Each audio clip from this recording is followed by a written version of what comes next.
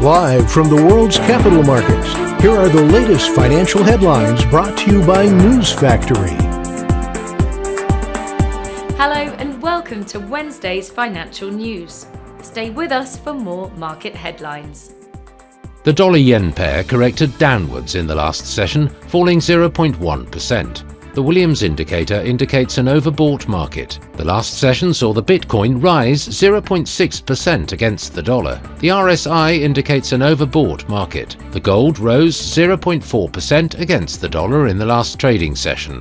The RSI is giving a positive signal. The oil-dollar pair plummeted 1.1% in the last session.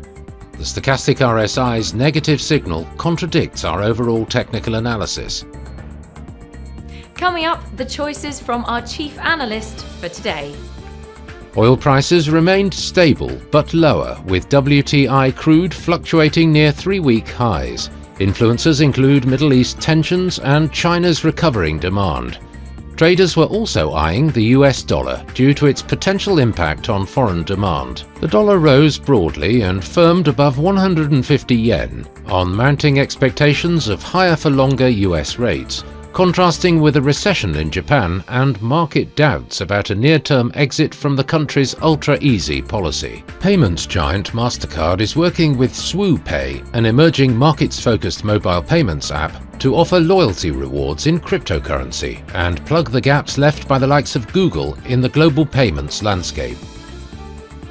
Those were today's major economic events, and now moving on to world financial headlines. Japan's foreign investment in Japan stocks will be released at 23:50 GMT. Japan's foreign bond investment at 23:50 GMT. The Eurozone's consumer confidence at 1500 hours GMT. The Belgian Consumer Confidence Index will be released at 1000 hours GMT. The UK's public sector net borrowing at 0700 hours GMT. The US MBA mortgage applications at 1200 hours GMT. We hope that you've enjoyed Wednesday's market outlook. On behalf of all of us here, we wish you a productive trading day.